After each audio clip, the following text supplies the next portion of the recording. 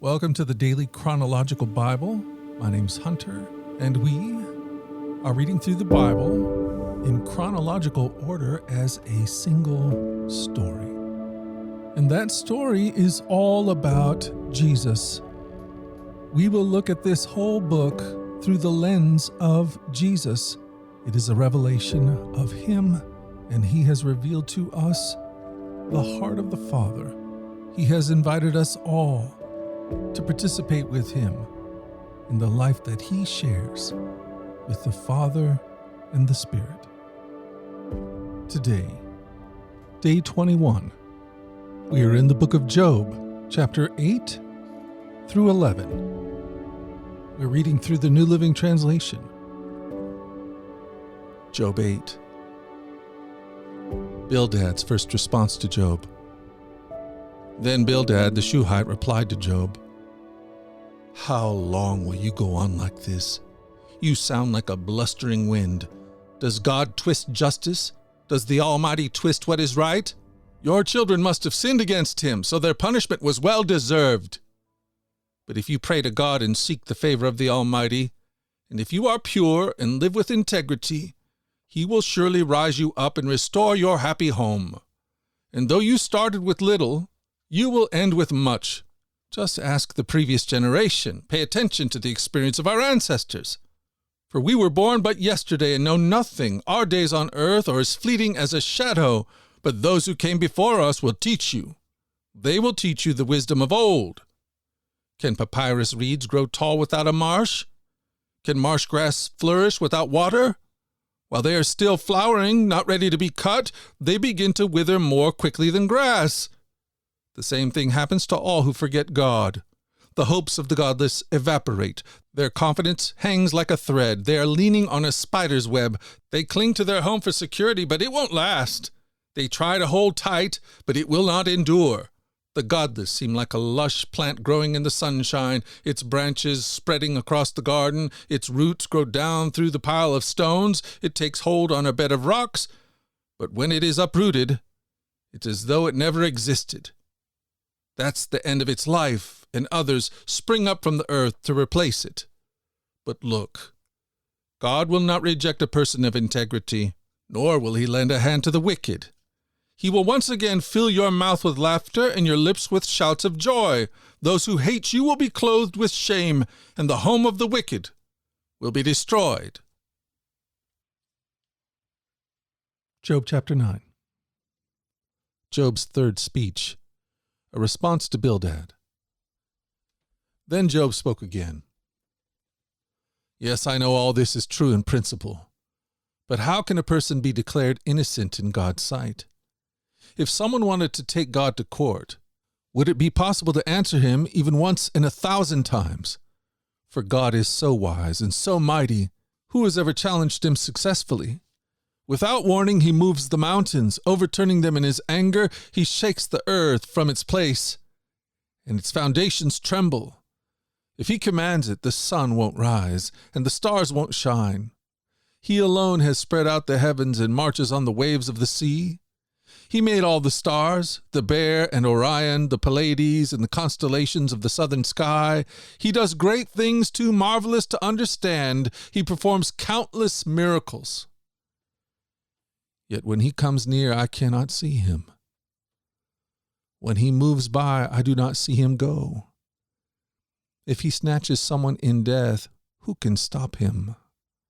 Who dares to ask, "What are you doing?"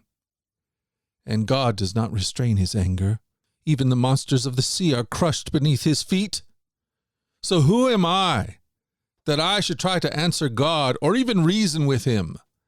Even if I were right, I would have no defense.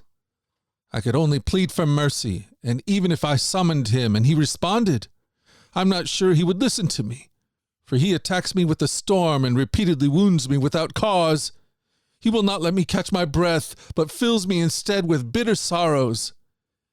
If it's a question of strength, He's the strong one. If it's a matter of justice, who dares to summon Him to court?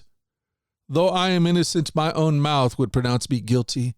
Though I am blameless, it would prove me wicked. I am innocent, but it makes no difference to me. I despise my life. Innocent or wicked, it is all the same to God. That's why I say he destroys both the blameless and the wicked.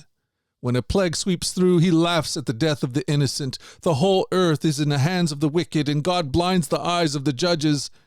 If he's not the one who does it, who is? My life passes more swiftly than a runner. It flees away without a glimpse of happiness. It disappears like a swift papyrus boat, like an eagle swooping down on its prey. If I decided to forget my complaints, to put away my sad face and be cheerful, I would still dread all the pain. For I know you will not find me innocent, O God. Whatever happens, I will be found guilty. So what's the use of trying? Even if I were to wash my face with soap and clean my hands with lye, you would plunge me into a muddy ditch, and my own filthy clothes would hate me. God is not a mortal like me, so I cannot argue with him or take him to trial. If only there were a mediator between us, someone who could bring us together.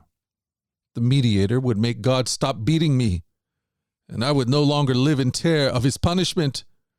Then I could speak to him without fear, but I cannot do that in my own strength. Job 10. I am disgusted with my life. Let me complain freely. My bitter soul must complain. I will say to God, don't simply condemn me. Tell me the charge you are bringing against me. What do you gain by oppressing me? Why do you reject me, the work of your own hands, while smiling on the schemes of the wicked? Are your eyes like those of a human? Do you see things only as people see them? Is your lifetime only as long as ours, or is your life so short that you must quickly probe for my guilt and search for my sin? Although you know I am not guilty, no one can rescue me from your hands. You formed me with your own hands. You made me, yet now you completely destroy me. Remember that you made me from dust. Will you turn me back to dust so soon? You guided my conception and formed me in the womb. You clothed me with skin and flesh, and you knit my bones and sinew together. You gave me life and showed me your unfailing love. My life was preserved by your care. Yet your real motive, your true intent, was to watch me, and if I sinned, you would not forgive my guilt. If I am guilty, too bad for me, and if I am innocent, I can't hold my head high because I'm filled with shame and misery. And if I hold my head high, you hunt me like a lion and display your awesome power against me. Again and again you witness against me. You pour out your growing anger on me and bring fresh armies against me. Why then did you deliver me from my mother's womb? Why didn't you let me die at birth? It would be as though I had never existed, going directly from womb to the grave. I have only a few days left, so leave me alone, that I may have a moment of comfort before I leave, never to return. For the land of darkness and utter gloom, it is a land as dark as midnight, a land of gloom and confusion, where even the light is as dark as midnight. Job chapter 11. Zophar's first response to Job. Then Zophar the Naamathite replied to Job, shouldn't someone answer this torrent of words? Is a person proven innocent just by a lot of talking? Should I remain silent while you babble on? When you mock God, shouldn't someone make you ashamed? You claim, my beliefs are pure, and I'm clean in the sight of God. If only God would speak, if only he would tell you what he thinks, if only he would tell you the secrets of wisdom. For true wisdom is not a simple matter. Listen, God is doubtless punishing you, far less than you deserve. Can you solve the mysteries of God? Can you discover everything about the Almighty? Such knowledge is higher than the heavens. And who are you? It is deeper than the underworld. What do you know? It is broader than the earth and wider than the sea. If God comes and puts a person in prison or calls the court to order, who can stop him? For he knows those who are false, and he takes note of all their sins. An empty-headed person won't become wise any more than a wild donkey can bear a human child. If only you would prepare your heart and lift up your hands to him in prayer. Get rid of your sins and leave all iniquity behind you. Then your face will brighten with innocence. You will be strong and free of fear. You will forget your misery. It'll be like water flowing away. Your life will be brighter than the noonday. Even darkness will be as bright as morning. Having hope will give you courage. You will be protected and will rest in safety. You'll lie down unafraid, and many will look to you for help. But the wicked will be blinded. They'll have no escape. Their only hope is death.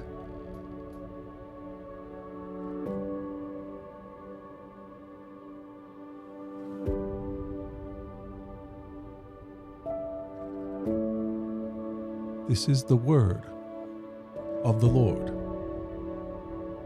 The Daily Chronological Bible. Join us at our flagship podcast, The Daily Radio Bible, where we read through the entire Bible over the course of a year. In our daily reading and meditation, we open our hearts to the God who is love. Find out more at dailyradiobible.com or wherever you get your podcast. These podcasts are entirely listener-supported. If you'd like to partner with us to make sure that these podcasts continue each and every day, you can do that by going to dailyradiobible.com and clicking the donate link. The Daily Radio Bible is a ministry of the Trinity Commission, and all your gifts are tax-deductible. Until tomorrow, let's go forward in God's joy.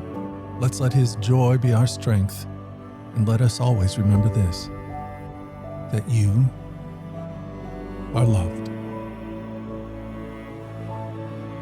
We'll talk again tomorrow. You take care.